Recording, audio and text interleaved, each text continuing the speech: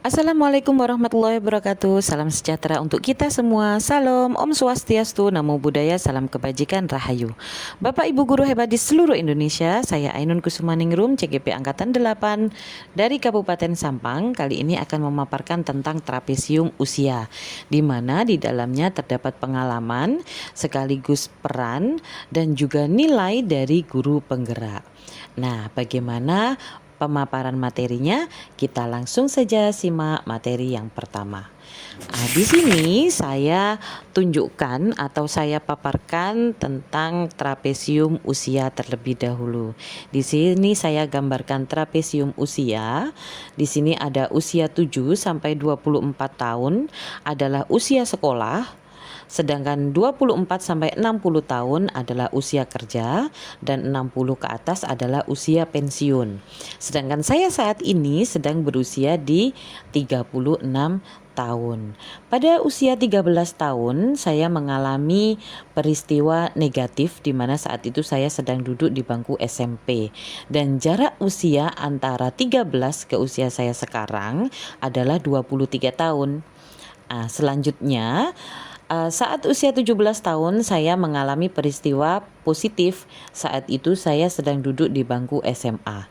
Jarak antara usia 17 tahun dengan usia saya saat ini adalah 19 tahun. Nah, kira-kira peristiwa apa yang saya alami saat usia 13 dan 17 tahun serta siapa saja yang terlibat saat itu? Kita simak di materi berikutnya. Pertama, peristiwa negatif yang saya alami. Saat itu saya berusia 13 tahun dan masih duduk di bangku kelas 7. Kejadiannya adalah saat pelajaran sejarah di mana saya disuruh keluar kelas oleh guru sejarah karena dianggap tidak mengerjakan tugas beliau. Padahal cerita yang sebenarnya adalah buku tugas saya dipinjam dan dibawa pulang oleh teman saya 2 hari sebelumnya.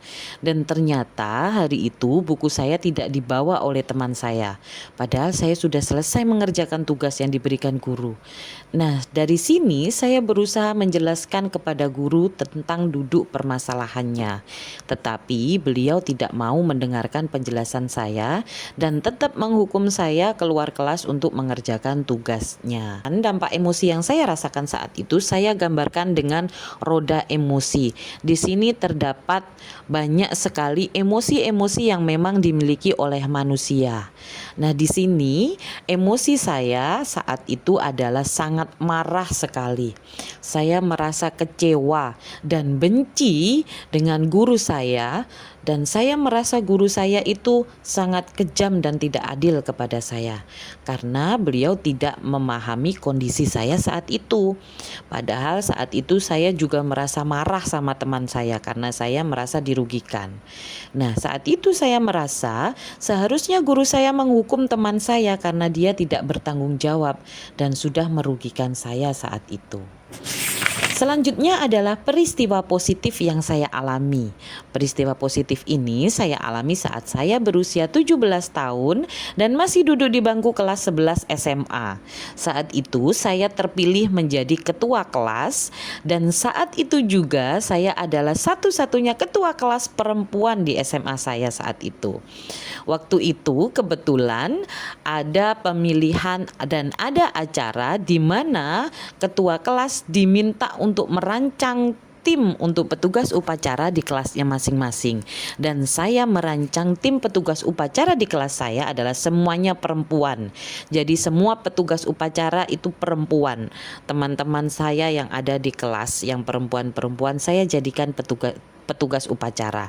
Sedangkan yang laki-laki saya jadikan paduan suara. Akhirnya kelas saya terpilih menjadi tim petugas upacara yang terbaik. Dan saya menjadi ketua kelas yang terbaik karena mampu merancang tim petugas upacara yang hebat. Dan saat itu juga saya mendapatkan apresiasi sekaligus pujian dari wali kelas saya, yaitu Bu Wati, sehingga membuat saya semakin bersemangat dan semakin gembira.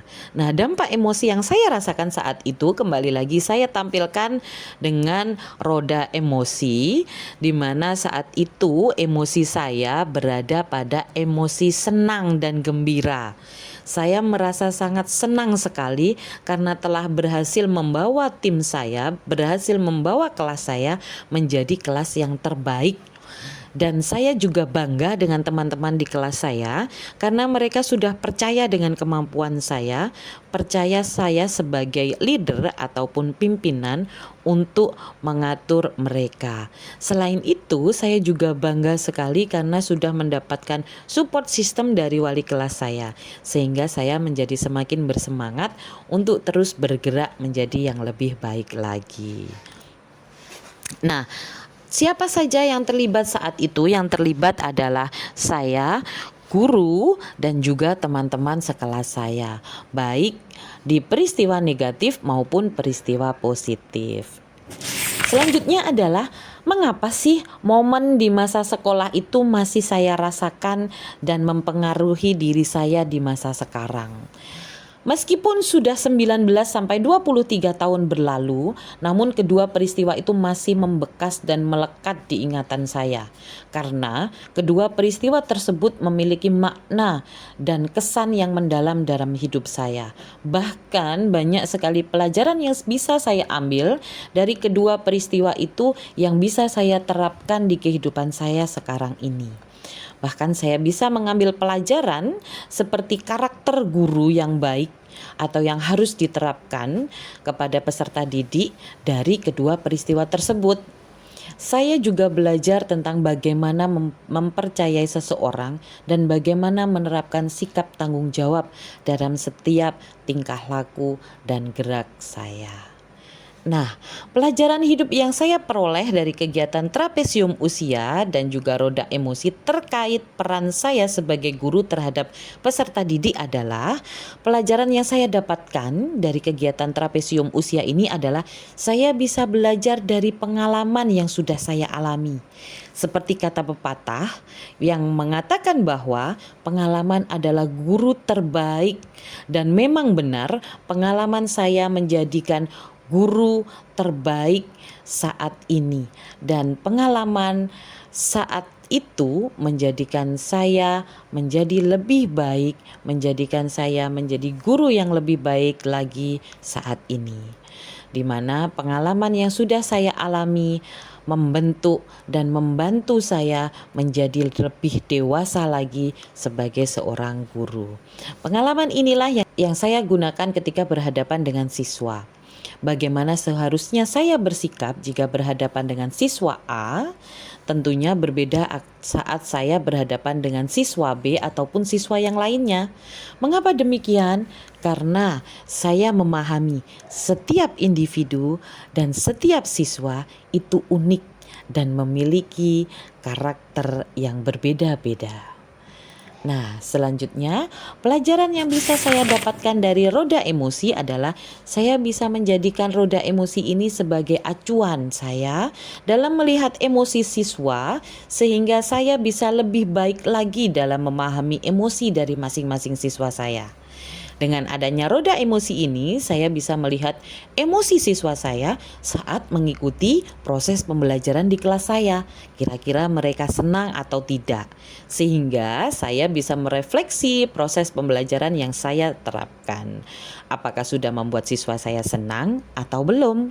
Dengan begitu, proses pembelajaran yang saya terapkan dapat terus berkembang menjadi lebih baik lagi untuk kenyamanan siswa saya dalam mengalami dan dalam melaksanakan proses pembelajaran. Nah, nilai-nilai yang saya yakini sebagai seorang guru, di sini ada 4 kata utama, yaitu guru, murid, belajar, dan makna.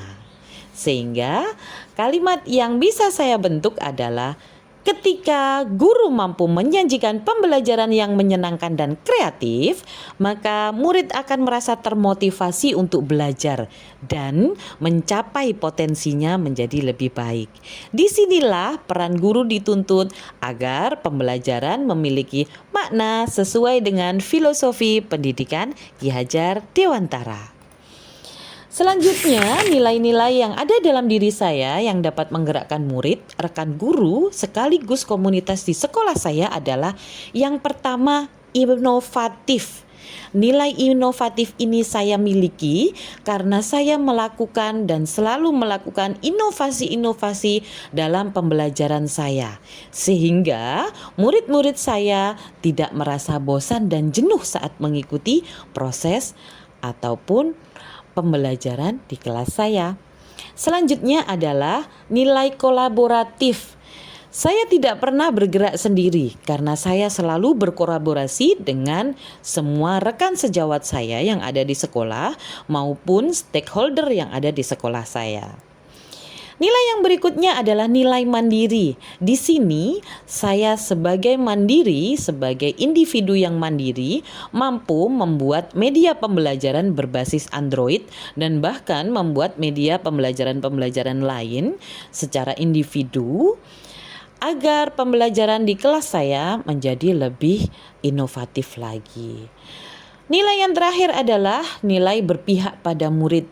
Di sini sangat jelas sekali bahwa saya sangat berpihak dengan murid saya saat proses pembelajaran. Fungsinya atau gunanya adalah untuk meningkatkan bakat, minat, serta potensi dari murid saya. Peran yang saya mainkan dalam menggerakkan murid, rekan guru sekaligus komunitas sekolah saya adalah saya sebagai guru fasilitator, di mana saya memberikan fasilitas atau kemudahan dalam proses belajar mengajar siswa saya di kelas, sehingga proses pembelajaran menjadi lebih kondusif dan juga lebih menyenangkan. Yang berikutnya adalah sebagai mediator. Saya memiliki pengetahuan dan pemahaman yang cukup tentang pendidikan membuat media, sehingga proses pembelajaran saya tidak kaku dan media-media yang saya pakai adalah media yang inovatif yang bisa dimanfaatkan oleh anak didik saya. Peran yang berikutnya adalah motivator. Di sini saya mampu dan selalu mendorong murid saya agar terus semangat dan aktif dalam belajar. Selain murid saya juga menjadi motivator untuk teman-teman yang lainnya, sehingga teman-teman bisa terdorong untuk terus bergerak, terus berubah demi tercapainya tujuan pendidikan yang ada di Indonesia. Peran yang berikutnya adalah informator. Di sini saya selalu memberikan atau menjadi sumber informasi baik tentang kegiatan akademik maupun yang lainnya. Informasi ini saya berikan selain untuk siswa saya, juga saya berikan untuk rekan sejawat maupun stakeholder yang lainnya yang ada di sekolah saya. Demikian pemaparan saya tentang trapesium usia dan juga tentang nilai dan peran dari guru penggerak. Semoga bisa bermanfaat dan menginspirasi Bapak Ibu guru hebat di seluruh Indonesia. Sampai bertemu lagi di pertemuan berikutnya. Wassalamualaikum warahmatullahi wabarakatuh.